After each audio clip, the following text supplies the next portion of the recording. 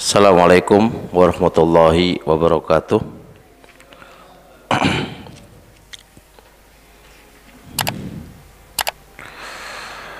Alhamdulillah, wassalatu wassalamu ala rasulillah wa ala alihi wa sahbihi wa mawala, amma ba'du. Alhamdulillah, Allah subhanahu wa ta'ala mudahkan kita untuk belajar kembali pada urusan agama kita. Dan di pagi hari ini, pagi atau sore ini? Siang ini? Siang ya? Setengah pagi ya. Di siang atau di pagi hari ini kita akan membahas sebuah permasalahan wanita manakah yang harus kita nikahi,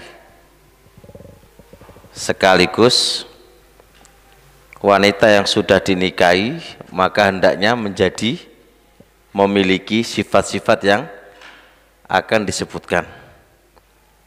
Jadi ini tidak melulu kepada wanita yang akan dinikahi, tidak. Karena sifat wanita yang kita cari, kalau kita sudah dapat istri, maka hendaknya istri memiliki sifat-sifat itu. Harapannya, kalau wanita memiliki sifat-sifat yang akan kami sebutkan, akan menjadi keluarga mawaddah warahmah wasakinah, keluarga yang bisa menghantarkan keluarganya menuju surganya Allah subhanahu wa ta'ala. Dan ini saya kira pelajaran penting bagi yang mau nikah atau setelah menikah, dan juga bagi sang istri atau sang ibu, maka hendaknya anti memiliki sifat-sifat yang akan disebutkan nantinya. Tipe wanita yang pertama yang harus kita nikahi, yang harus kita pilih, plus seorang istri hendaknya memiliki sifat ini.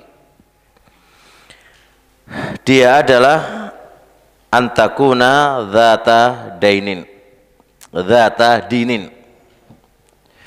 Wanita yang kita pilih sekaligus menjadi istri dan menjadi ibu adalah wanita yang punya agama. Wanita yang punya agama. Wanita yang punya agama. Jadi antum-antum ini kalau pingin cari istri, gitu ya, istri nggak berapa Ustadz, gitu ya kan, ini kedua, ketiga, keempat, gitu ya, ya cari yang punya agama. Bagi yang sudah punya istri, maka jadikan istri kamu itu yang punya agama. Berdasarkan hadis Abi Hurairah radhiyallahu taala anhu, kata Rasulullah sallallahu alaihi wasallam, tungkahul mar'atu, wanita itu biasa dinikahi. Wanita itu dinikahi karena beberapa sebab. Artinya Rasul itu mengkhabarkan laki-laki kalau mencari istri biasanya karena 4 sebab ini. Yang pertama, liha, menikahinya karena hartanya. Wali hasabiha, yang kedua menikahi karena nasabnya, karena kemuliaannya, karena nasabnya. Yang ketiga, wali jamaliha, menikahinya karena cantiknya. Yang keempat, walidiniha, karena agamanya. Ini 4 sifat wanita dinikahi. Artinya model 4 inilah laki-laki biasa mencari istri. Rasul alaihi salatu wassalam pada 4 sifat ini apa yang ditekankan oleh Rasul? Kata Rasul, fadfar bidzatad dini. Maka pilihlah wanita yang punya agama. Syariat mendorong bagi laki-laki yang cari pasangan, cari yang punya agama. Nah sekarang kalau sudah menjadi istri ya, ini sekarang kan yang bahas kan yang sudah jadi istri ya kan. Orang yang jadi istri ya harus punya agama gitu kan. Bukan untuk orang yang mencari. Jadi sekarang ya ibu-ibu dan istri-istri kita ya harus punya agama gitu kan. Taribat yadaka, ya kamu akan bahagia, kamu akan bahagia, kamu akan tentram. Itu mana taribat yadaka. Jadi kalau engkau mencari yang punya agama, maka kamu akan tentram hidupmu, bahagia hidupmu. Jika tidak, ya berarti kebalikannya. Kebalikannya. Ada paling tidak ada 4 atau ada tiga harapan. Kenapa kita memilih wanita yang punya agama? Dan hendaknya istri-istri kita harusnya punya agama. Itu. Jadi saya sampaikan ulang, ini bukan untuk wanita yang mau dinikahi saja, tidak. Wanita yang sudah dinikahi pun harus memiliki ini. Kalau wanita memiliki ini, maka ada 3 harapan. Paling tidak 3 harapan. Yang pertama, dia ngerti haknya, ngerti kewajibannya terhadap suaminya. Jadi haknya, kewajiban dia kepada suaminya itu apa? Tahu. Nah kalau nggak ngerti agama, mana tahu? Mana tahu.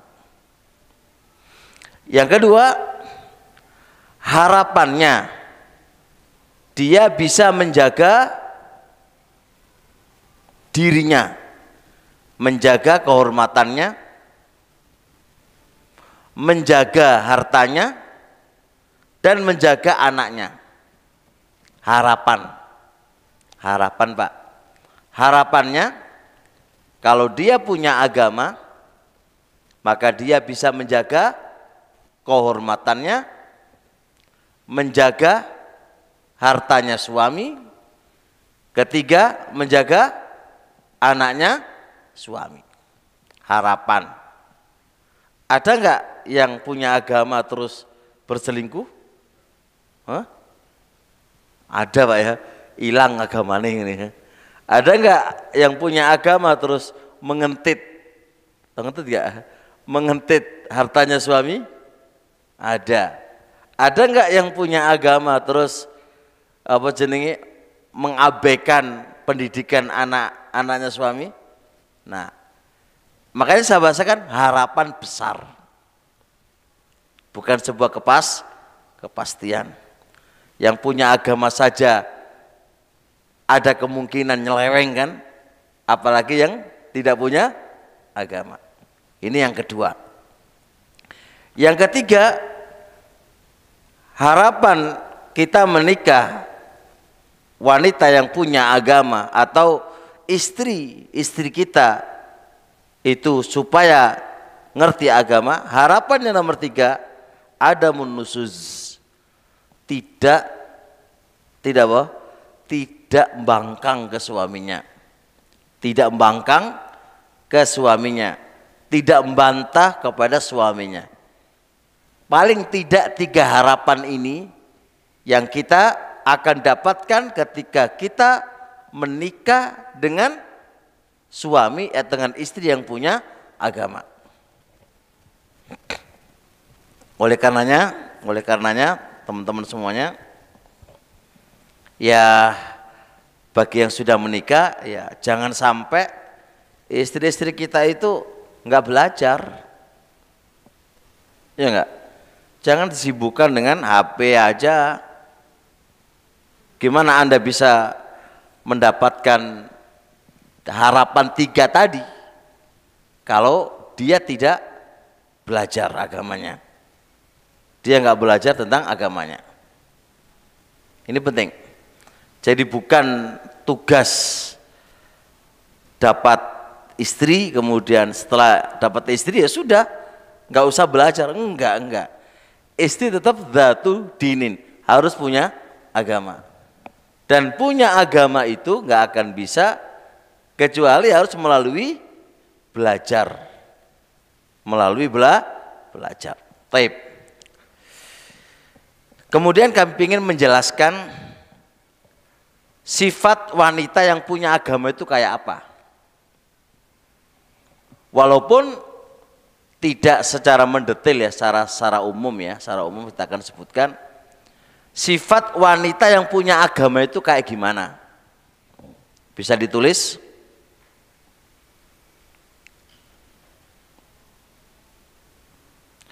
Satu, seorang istri yang mengetahui bahwasanya baiknya dia kepada suaminya, taatnya dia kepada suaminya, jerih payah yang dia lakukan kepada suaminya, itu pahalanya sebanding dengan jihad di jalan Allah. Perhatikan itu. Wanita atau seorang istri yang punya agama ini sifatnya banyak. Di antara sifat wanita yang punya agama adalah seorang istri atau seorang wanita meyakini dan mengetahui perjuangan dia di dalam melayani suaminya, ketaatan dia kepada suaminya, perbuatan baiknya dia kepada suaminya, itu adalah pahalanya sebanding dengan jihad di jalan Allah Subhanahu wa taala.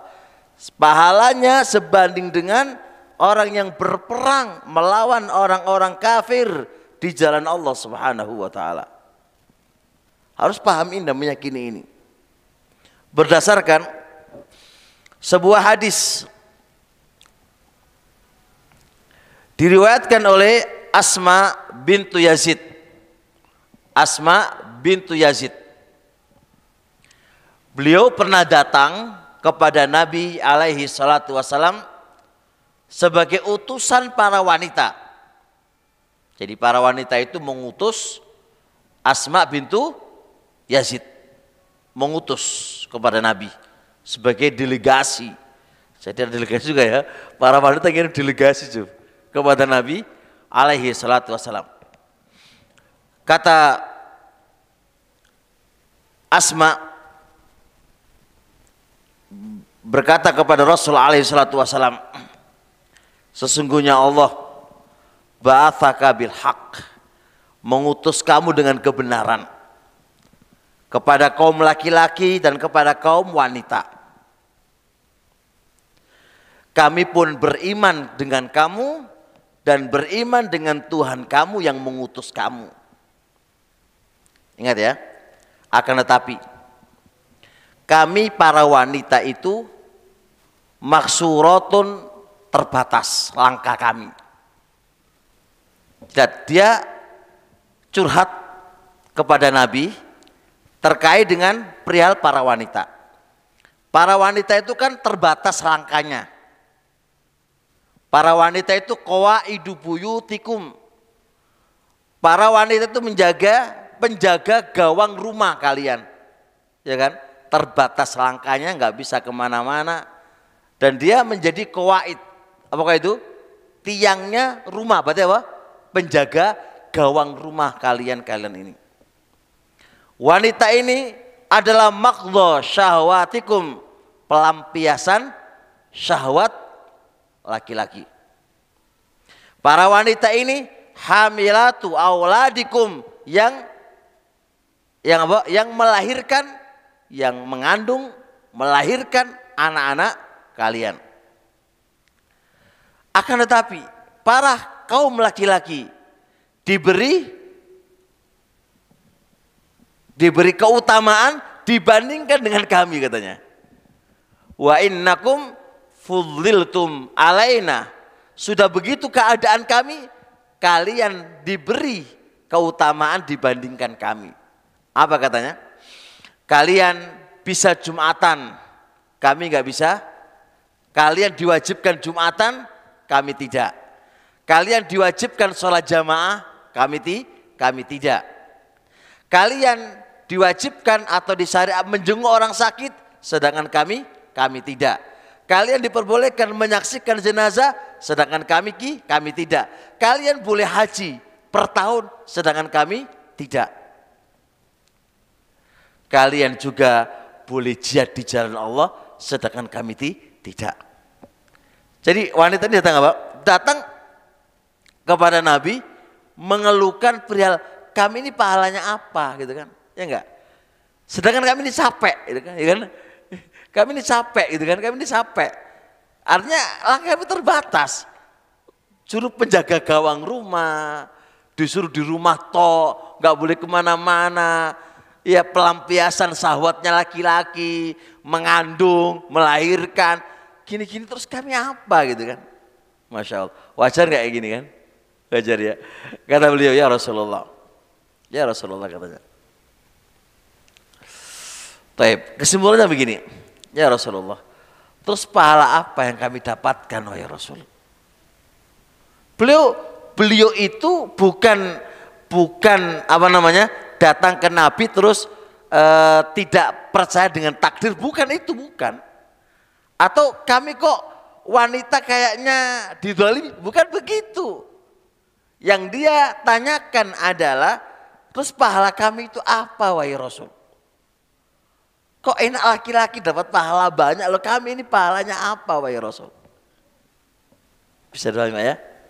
Lihat kata Rasul alaihi salatu wassalam. Taib, kata Nabi,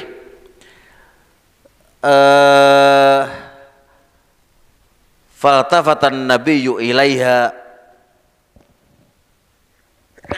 Alhamdulillah. Nabi alaihi salatu wasalam menoleh ke wanita tadi, summa qol. Kemudian alhamdulillah, kemudian Nabi berkata kepadanya, "Insorifi ayyuhal mar'a wa'lami man khalfaki minan nisa'i."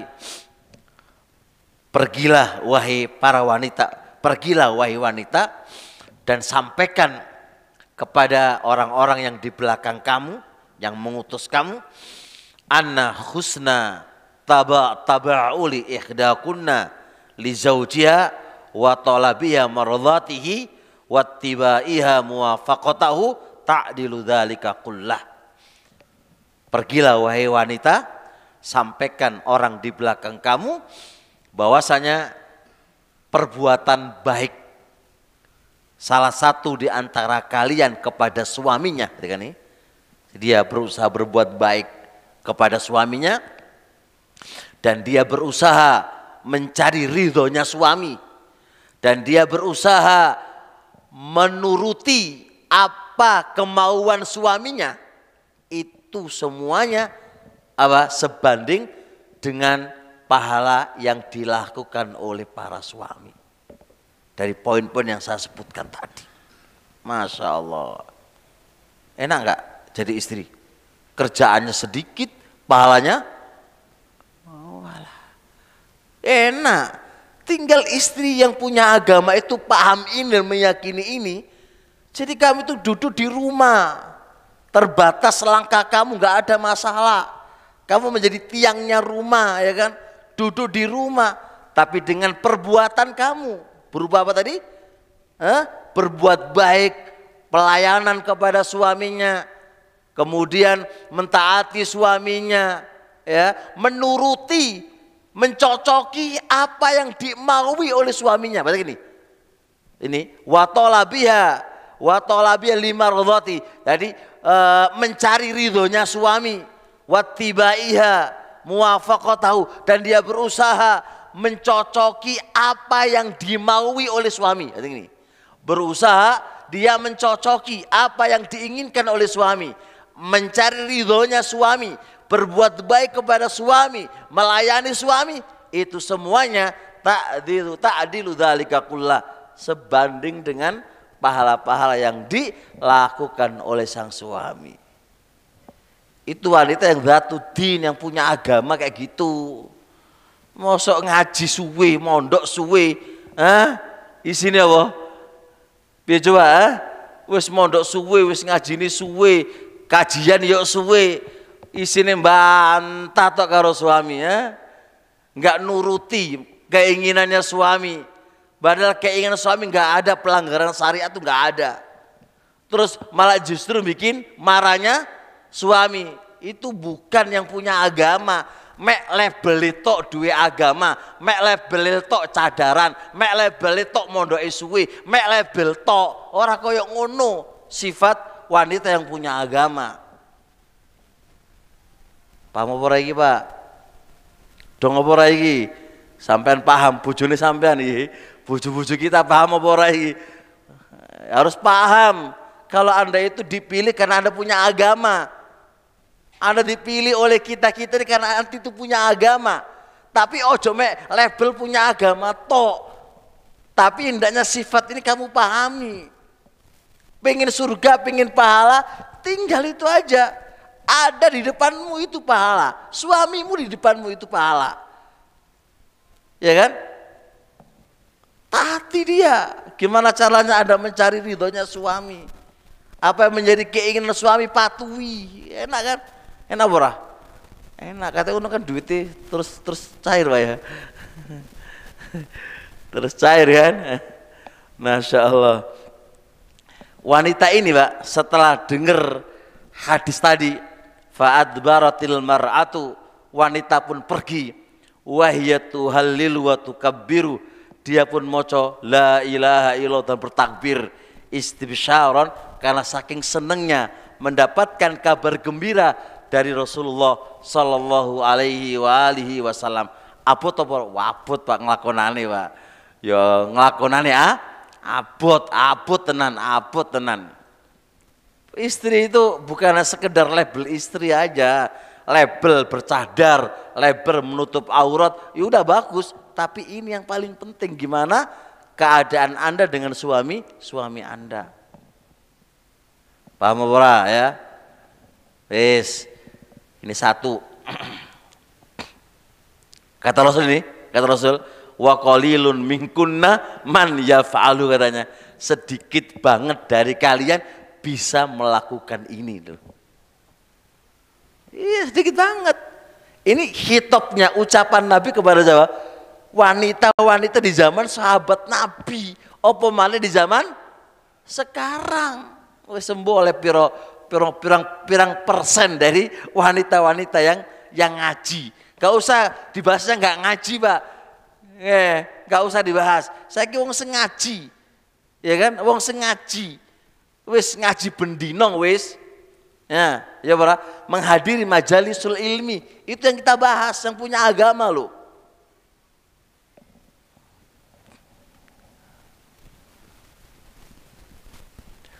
Taib terusnya.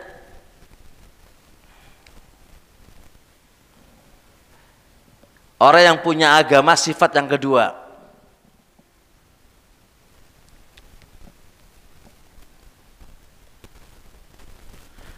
dia mengetahui dan meyakini surganya dan nerakanya tergantung dengan suaminya.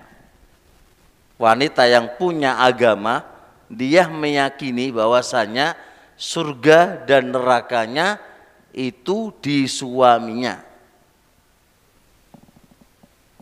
Sebagaimana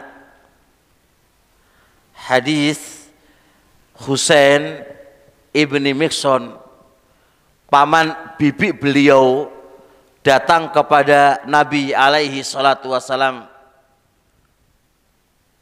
dalam satu kebutuhan. kemudian dia menyelesaikan kebutuhannya, lalu dia datang kepada Nabi alaihi salatu wasalam. Faqala nabiyyu kepada dia, adzatu zaujin anti, apakah engkau wanita yang bersuami? Qalat, kata bibinya Husain, na'am, iya wahai Rasulullah, nggih, saya sudah punya istri wahai Rasul, sudah punya suami ya Rasulullah.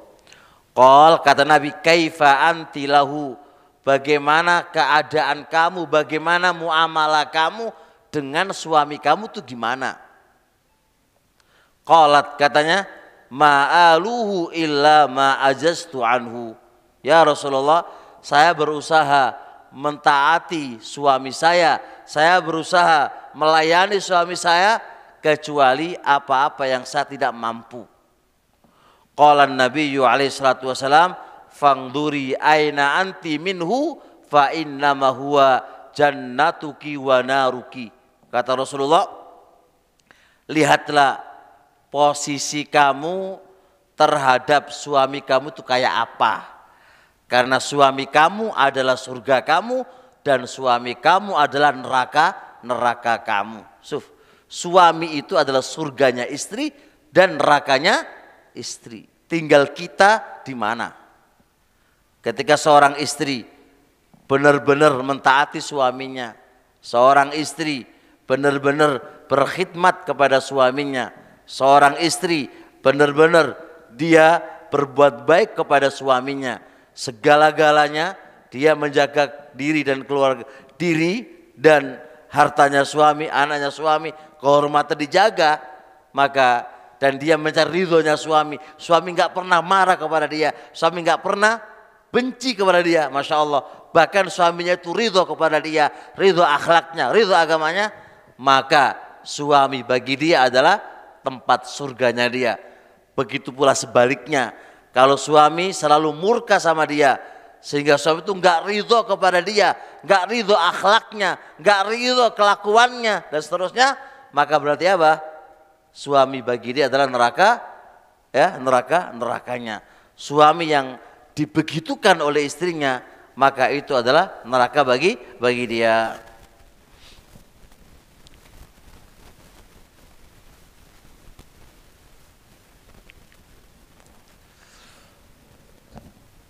Istri yang punya agama, yang nomor 3, istri yang punya agama adalah sifatnya dia mengetahui haknya suami, dan hak suami itu lebih tinggi ketimbang kedua orang tuanya. Seorang istri mengetahui hak suaminya dan dia meyakini hak suaminya itu lebih tinggi ketimbang kedua orang tuanya. Berdasarkan hadis Nabi alaihi salatu wasalam, lau kuntu amiron ahadan ayyasjuda li ghairillah, andai kata aku boleh memerintahkan kepada seseorang untuk bersujud kepada selain Allah, la amartul mar'ata antasjuda li zaujiha, sungguh saya akan perintahkan seorang istri bersujud kepada suaminya. Andai kata aku boleh memerintahkan seseorang bersujud kepada selain Allah, andai kata itu boleh, sungguh saya akan perintahkan seorang istri bersujud kepada suaminya. Masya Allah. Kenapa? Karena besar haknya suaminya. Saya mengatakan, walladzi nafsu Muhammadin biyadi, demi jiwa Muhammad yang ada di tangannya, la tu'addil mar'atu haqqa rabbiha, ini la tu'addil mar'atu haqqa rabbiha, seorang istri tidak bisa, tidak dianggap menunaikan hak Rabbnya, hatta tu'addiya haqqa zaujiha, sampai dia menunaikan hak suaminya. Jadi seorang istri nggak dianggap menunaikan hak haknya Allah, walaupun dia sholat, walaupun dia puasa, walaupun dia haji, walaupun dia begitu, belum dikategorikan menunaikan haknya Allah dengan sebenar-sebenarnya. Sampai seorang istri tadi menunaikan hak suaminya dulu. Menunaikan hak suaminya dulu. Bayangkan, baru bisa dikategorikan dia itu menunaikan haknya Allah.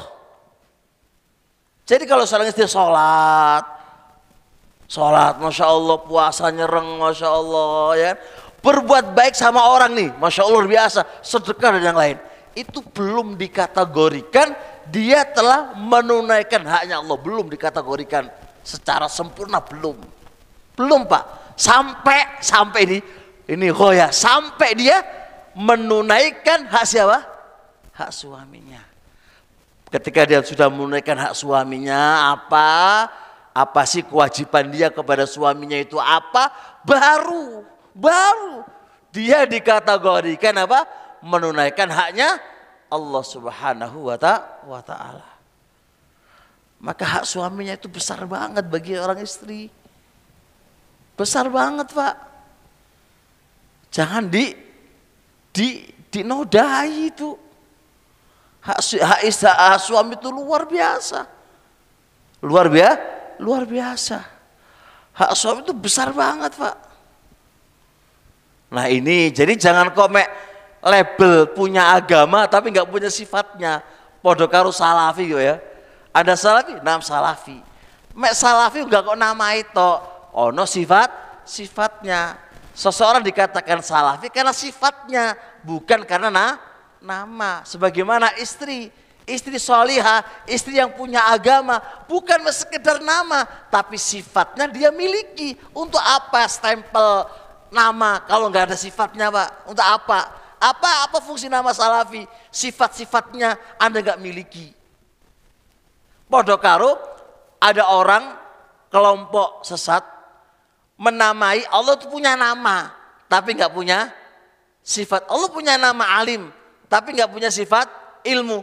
Allah punya nama as-sami', tapi nggak punya sifat sam'un. Allah memiliki sifat as-syahid, nama Allah syahid, tapi nggak memiliki sifat menyaksikan. Atau bilang apa ke dia? Untuk apa nama yang nggak ada sifatnya? Bukan sebuah kemuliaan. Kalau Anda nggak memiliki contoh ini. Ada seorang namanya Muhammad yang dipuji, tapi kelakuannya, sifat-sifatnya tidak bisa menuntutnya untuk dipuji. Percuma kan nama?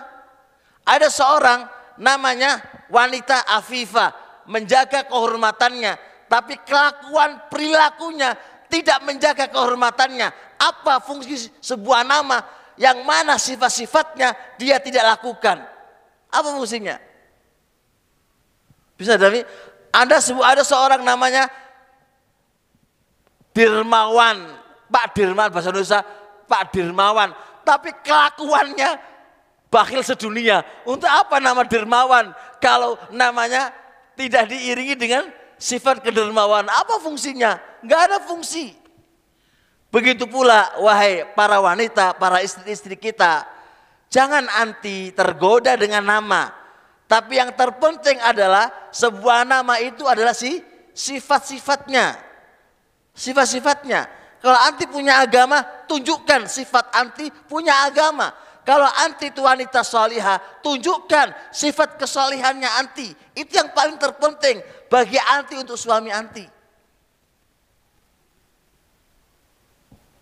Faham apa lagi? Hah? Nah. Taib terusnya.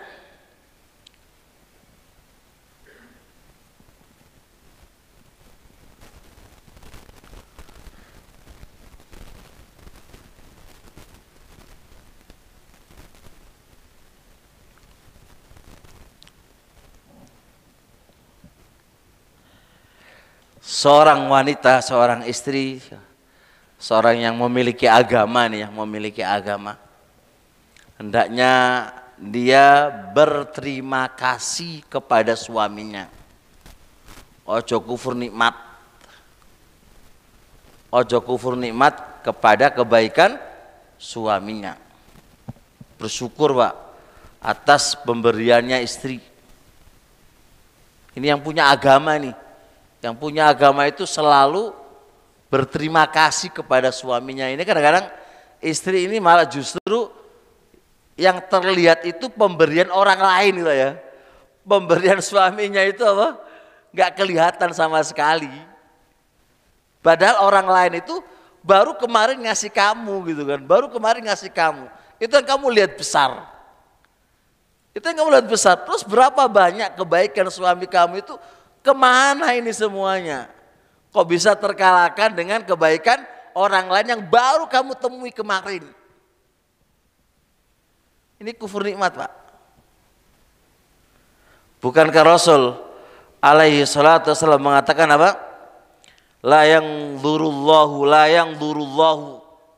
Allah tidak akan melihat ila imra'atin kepada seorang istri la tashkuru li zaujiha, yang tidak berterima kasih kepada suaminya, wa hiya la tastaghni anhu, padahal sang istri pasti butuh kepada suaminya.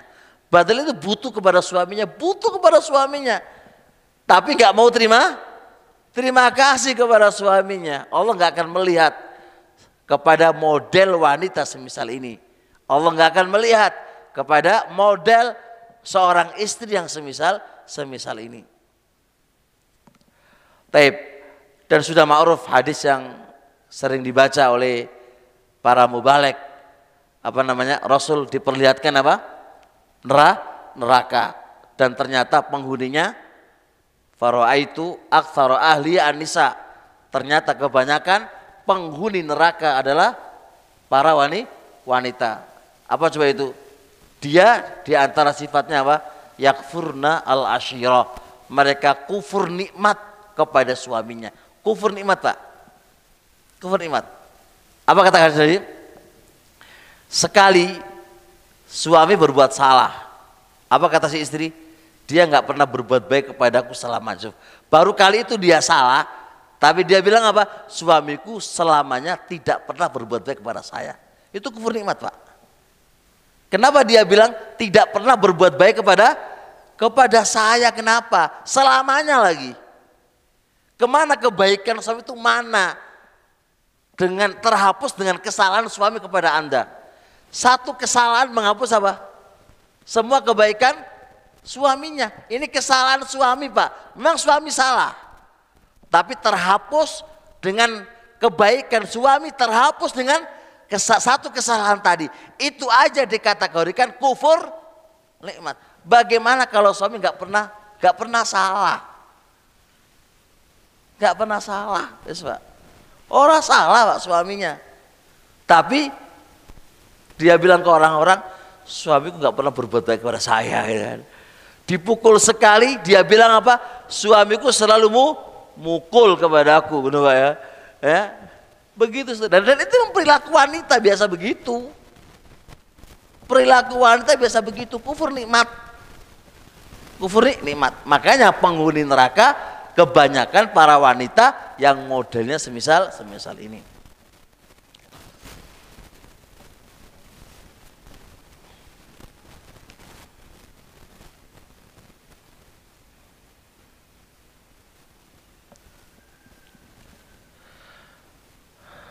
Taib. Seorang wanita yang punya agama,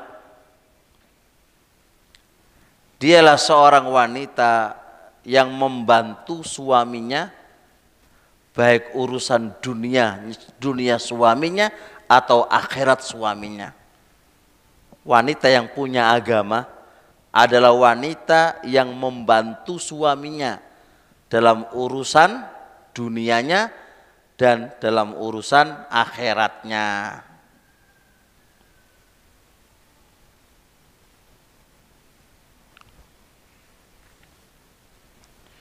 Sebagaimana kata Rasulullah sallallahu alaihi wasallam,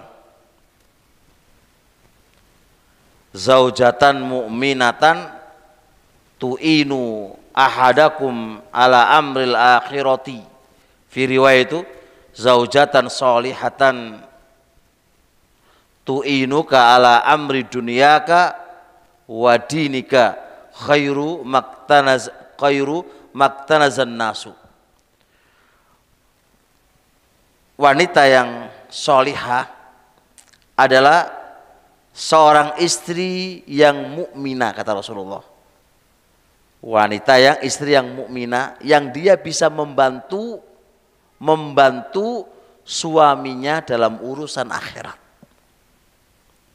Satu riwayat yang lain, kata Rasulullah, istri solihah adalah istri yang membantu kamu dalam urusan duniamu dan urusan agamamu.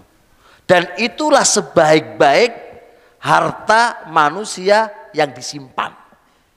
Sebaik-baik harta manusia yang disimpan adalah wanita solihah. Wanita solihah, bagaimana sifatnya solihah? Adalah apa? Membantu urusan apa itu? Uangnya, dunianya suami dan akhiratnya suami. Ini adalah dalil, Pak, dalil. Kalau suami dunianya lagi sempit, lalu istri kerja membantu suaminya, itu wanita solihah. Bukan kok membantu, mana duitnya, mana malah minta opah, lu sepiye bojo model kayak ngono ku sepiye gitu kan. Bukan begitu.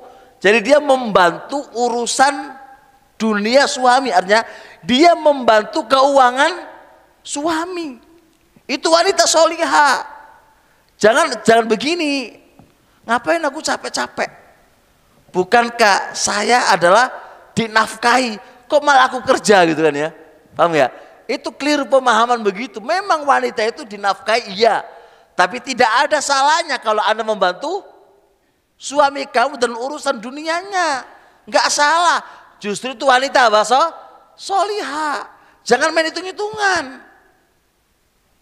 Gitu loh. Dibantu urusan suaminya.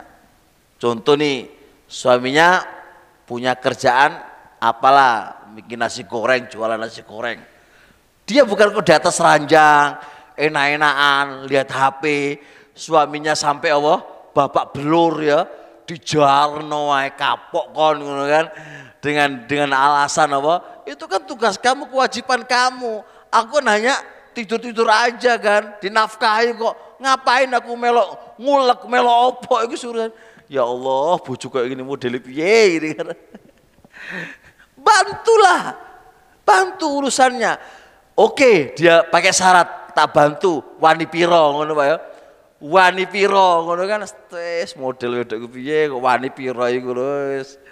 Bantuan gitu loh, pantun. Ini urusan dunianya, urusan agamanya dibantu. Gitu bantu. Ayo ngaji kamu udah. Ini tak handle ke urusan akhirat ngaji gitu kan. Bukan waktu ini ngaji malah diajak jalan-jalan.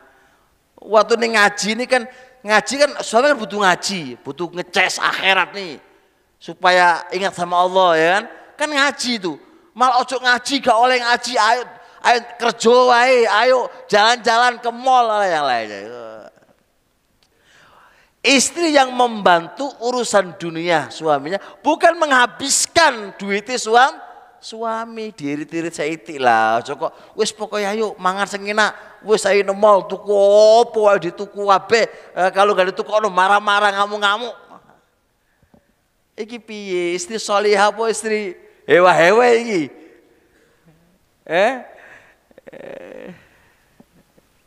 Katanya punya agama, lo kok jadi gini punya agama gitu loh. Katanya istri solihah, lo kok kayak gini modelnya sepiye gitu kan.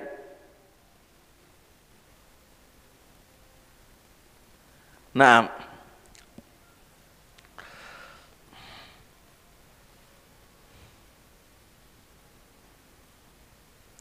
taib.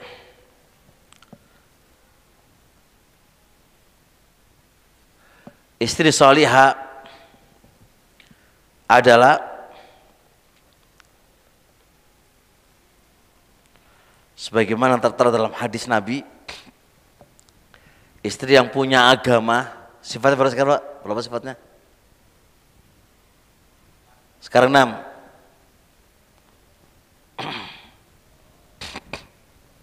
Adalah Taroha fatu'jibuka. Taroha fatu'jibuka. Engkau melihat dia dan dia merasa senang dengan kamu. Ingat ini Pak, si suami melihat istri, istri merasa senang dengan kamu. Ini ya, beda dengan gini, kan yang ma'ruf kan begini, kamu melihat dia, kamu merasa senang dengan dia kan? Ini enggak kebalik, kamu melihat dia, tapi dia merasa senang dengan kamu lihat. Masya Allah, suamiku ganteng caca gitu. Jadi suami melihat istrinya, dan istrinya bangga dan senang dengan dilihat oleh suaminya itu.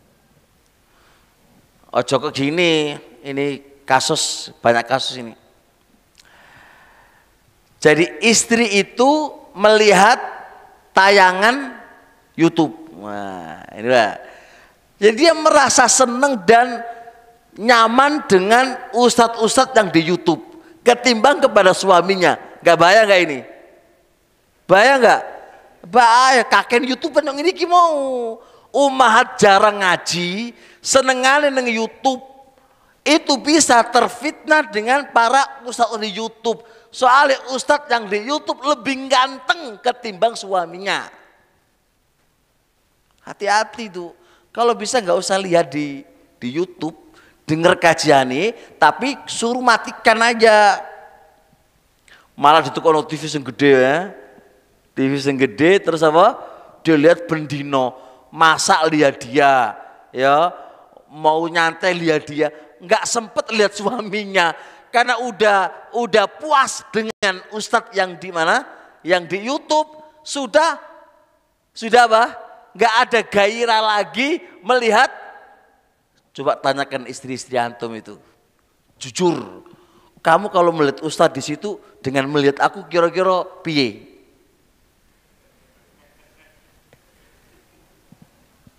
Coba tanyain, kenapa? Saya punya logika ini logika saya gini, logika saya Pak.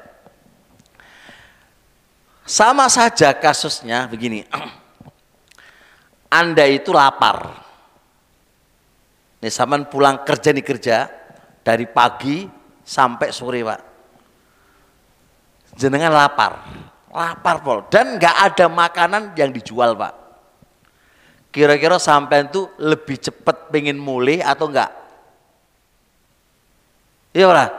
Kenapa kok? Karena jenengan lapar, nggak ada makanan yang dijual. Otomatis pasti rindu yang dimasak oleh istri kamu. Walaupun yang dimasak istri kamu ya tempe tempe tok, pasti akan Anda apa itu? Rindu dengannya. Tapi berbeda kalau Anda sudah makan di luar Pak, makan di luar, kira-kira rindu dan kangen masakan istrimu? Gak bakal. Apa maneh masakan yang di luar apa? Luwe enak ketimbang masakannya bojomu. Sama aja, ketika Anda kerja, wes delok wong wedok wayu-wayu di mall di mana-mana Pak, puas dengan wanita-wanita itu. Kira-kira awakmu kangen gak sama istri kamu? Blas gadas, gak bakal kangen, soalnya udah kenyang di luar. Sama aja seorang istri, wes ketok ndelok sawo ustadz yang di YouTube wis dideloki terus wae. Wis puas dengan ustadz yang di YouTube ganteng wis weruh kabeh wis ganteng, bahkan dia setan masuk ini. Gimana kalau dia jadi suamiku yo? Karena terbesit seorang istri ketika lihat YouTube dan yang dia itu luwih ganteng ketimbang apa? Suaminya. Gimana kalau dia menjadi suamiku ya? Dia puas dengan itu Pak. Gak bakal rindu dengan wajah kamu sing sodok elek ya, wajah sing pas-pasan gitu kan. Gak bakal. Udah kenyang dengan itu. Udah kenyang itu. Sama aja ketika seorang laki-laki, seorang istri Pak. Cukup lah insya Allah, kalau saya contoh lagi, kakek contoh ya. Kakek contoh ini. Nah. Jadi taroha fatu'jibuka. Kamu melihat dia melihat istri dan istri merasa senang dengan penglihatan suaminya. Wa taghibu anha fata'manuha ala nafsiha wa malik. Seorang istri ditinggal oleh suaminya, maka dia menjaga kehormatannya dan menjaga hartanya.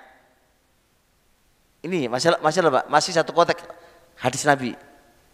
Masih satu konteks dengan hadis Nabi. Ini wanita yang memiliki agama, ditinggal pergi suaminya, dia menjaga apa? Kehormatannya dan menjaga apa? Harta suaminya.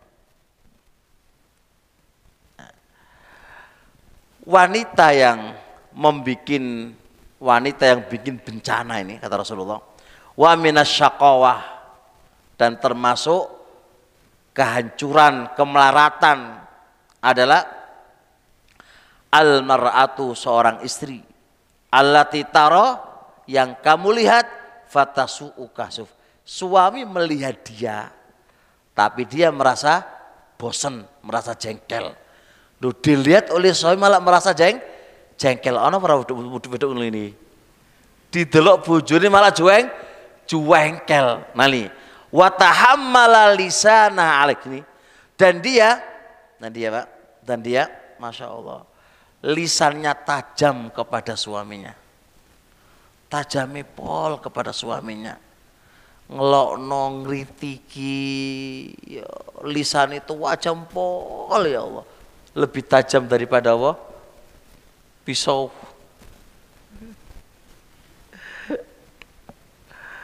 Masya Allah. Taib. Dan jikalau kamu pergi, si istri itu nggak bisa menjaga kehormatannya dan tidak bisa menjaga hartanya. Ini adalah kebinasaan dalam rumah tangga. Lah, istri solihah itu nggak kayak gitu. Istri yang punya agama nggak kayak gitu. Istri punya agama, dia akan bertutur kata kepada suami itu nggak tajam, Pak, halus, yang menyenangkan, yang meridhoi suaminya gitu. Itu istri solihah. Orang kok tajam, ngomong, ngelokno, aduh, habis suaminya itu dikuliti sama istrinya dari ujung rambut sampai ujung, salah, Pak. Ketika ditinggal suaminya, dia menjaga kehormatannya. Dia nggak pergi-pergi di rumah aja. Ini tinggal suaminya malah kemana-mana keluyuran. Sekarang nggak keluyuran, main HP, teleponan sama laki-laki yang tidak mahramnya. Maka masuk di sini, dia di rumah tapi telepon laki-laki yang tidak mahramnya. Ini namanya nggak menjaga kehormatannya. Wanita yang punya agama, dia akan menjaga kehormatannya dengan dia tidak menelpon, nggak mau menjumpai orang, nggak mau ketemuan sama orang, nggak memasukkan orang ke dalam rumahnya, nggak mau dia. Nggak bisa itu karena dia menjaga kehormatannya. Beda kalau wanita ketemuan sama orang, terus berjumpaan sama orang, terus apa lagi? Janjian sama orang, teleponan dengan wanita laki-laki yang nggak mahram, semuanya itu semua adalah bentuk wanita yang katanya punya agama tapi dia sudah nggak punya agama, membuat kemurkaannya Allah dan bikin kemurkaannya suaminya.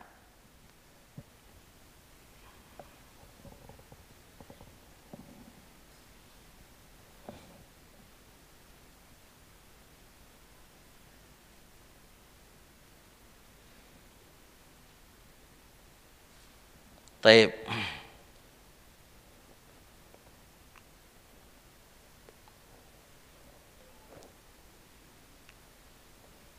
Wanita yang solihah, orang yang punya agama,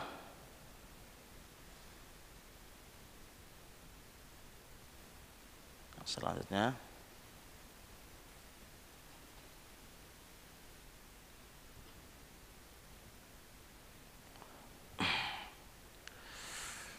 seorang istri ketika suaminya berbuat salah. suaminya berbuat salah. Suaminya berbuat salah loh ya. Suaminya bersalah Pak. Suami berbuat salah. Dia pun datang meminta maaf kepadanya. Ini istrinya suami salah Pak ini. Suaminya yang salah loh ini. Suaminya yang salah. Dia yang suaminya ini lagi tengkaran Pak, lagi tengkaran, cekcok. Suaminya salah. Suaminya salah nih. Suaminya salah, tahu salahnya. Dia datang meminta maaf kepada suaminya. Ada nggak istri yang model gini Pak? Ono ora?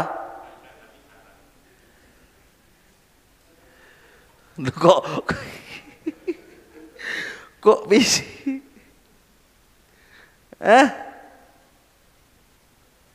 Wah, istri biasanya mempertahankan piye? Aku ora salah kok, ya ngono ora? Hah? Gimana? Aku ora salah kok, lapaku njaluk sepuro ngono kan ya? Masyaallah. Nah.